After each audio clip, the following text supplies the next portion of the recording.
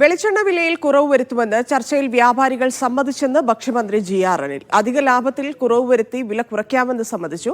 കേരളത്തിൽ വെളിച്ചെണ്ണ ഉൽപാദനം വർദ്ധിപ്പിക്കും. കേരഫെഡ് അടക്കമുള്ള പൊതുമേഖലാ സ്ഥാപനങ്ങളുമായി ചർച്ച നടത്തുമെന്നും ഭക്ഷ്യമന്ത്രി പറഞ്ഞു.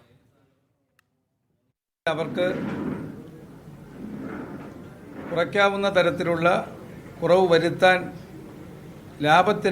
അധിക ലാഭത്തിൽ കുറവ് വരുത്തിക്കൊണ്ട് ആ നിലയിലുള്ള നിലപാട് സ്വീകരിക്കുമെന്ന് അവർ പൊതുവിൽ സമ്മതിക്കുകയുണ്ടായി.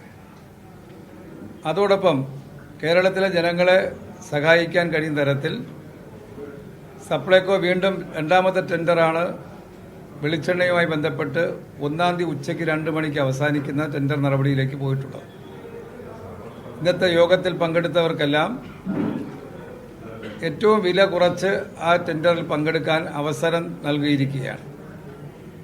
ചില സംരംഭകരെല്ലാം അതിൽ പങ്കെടുക്കാമെന്ന് ഓഫർ തന്നെ ഇങ്ങോട്ട് യോഗത്തിൽ പറയുകയുണ്ടായി.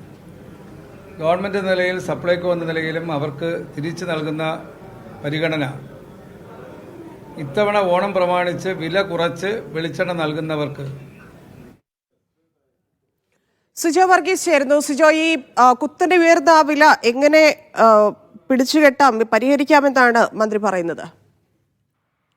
ധന്യ മന്ത്രിമാരായ ജി.ആർ. അനിൽ, പി. രാജീവ് എന്നിവരുടെ നേതൃത്വത്തിലാണ് വെളിച്ചെണ്ണ വ്യാപാരികളുമായി കൊച്ചിയിൽ പ്രത്യേക യോഗം ചേർന്നത്. ഈ യോഗത്തിലാണ് ഇത്തരത്തിലുള്ള ചർച്ചകൾ ഉയർന്നത്. പ്രധാനമായും ഈ കനത്ത മഴയും കാലാവസ്ഥാ വ്യതിയാനവും തേങ്ങയുടെ ഉൽപാദനക്കുറവുമാണ് ഈ വില വർദ്ധിക്കാനുള്ള കാരണം എന്നാണ് പ്രധാനമായും വ്യാപാരികൾ പറഞ്ഞത്. ഒപ്പം തന്നെ ഈ മായം കലർന്ന വെളിച്ചെണ്ണ വിപണിയിൽ എത്തുന്നുണ്ട്. വിദേശ വിപണിയിലേക്കുള്ള എക്സ്പോർട്ടിംഗ് മൂലം കൊപ്രയുടെ ഉൽപാദനം വ്യാപകമായിട്ട് കുറഞ്ഞിട്ടുണ്ട്. ഈ കൊപ്രയുടെ ഉൽപാദനം കൂടുതലായിരുന്ന മധ്യകേരളത്തിലടക്കം ഉൽപാദനം കുറഞ്ഞിട്ടുണ്ട്. പ്രവർത്തന ചെലവ് വർദ്ധിച്ചിട്ടുണ്ട്. തുടങ്ങിയ കാരണങ്ങളാണ് പ്രധാനമായും ഇവർ ഉന്നയിച്ചത്. വലിയ മില്ലുകൾ സാമ്പത്തിക ഞെരുക്കത്തിലും ചെറിയ മില്ലുകൾ പൂട്ടേണ്ട ഒരു അവസ്ഥയിലുമാണ് ഇപ്പോഴത്തെ നിലവിൽ ഒരു സാഹചര്യമുള്ളത്. പ്രധാനമായും ചില ശുപാർശകളും ഈ വ്യാപാരികൾ മുന്നോട്ട് വയ്ക്കുകയും ചെയ്തിട്ടുണ്ട്. അതായത് മിനിമം വില അടിസ്ഥാനത്തിൽ കൊപ്ര സംഭരിക്കാനുള്ള സംവിധാനം ഒരുക്കണം. ഡ്രയർ, ഓയിൽ മിൽ, മിഷനറി എന്നിവയ്ക്ക് 50 മുതൽ 60% വരെ സബ്സിഡി നൽകണം. വർക്കിംഗ് ക്യാപിറ്റൽ 3% പലിശയുള്ള ലോൺ പദ്ധതി നടപ്പാക്കണം. വൈദ്യുതി ചാർജ് ഇളവ് വരുത്തണം. മൊറട്ടോറിയം, നിലവിലുള്ള ലോണുകൾക്ക് മൊറട്ടോറിയം പ്രഖ്യാപിക്കണം. തുടങ്ങിയ വിവിധ ആവശ്യങ്ങളാണ് അവർ ഉന്നയിച്ചത്. ഇതുമൂലം കർഷകരുടെ വരുമാനം വർദ്ധിക്കും. ഒപ്പം തന്നെ ചെറുകിട മില്ലുകൾ നിലനിൽക്കും.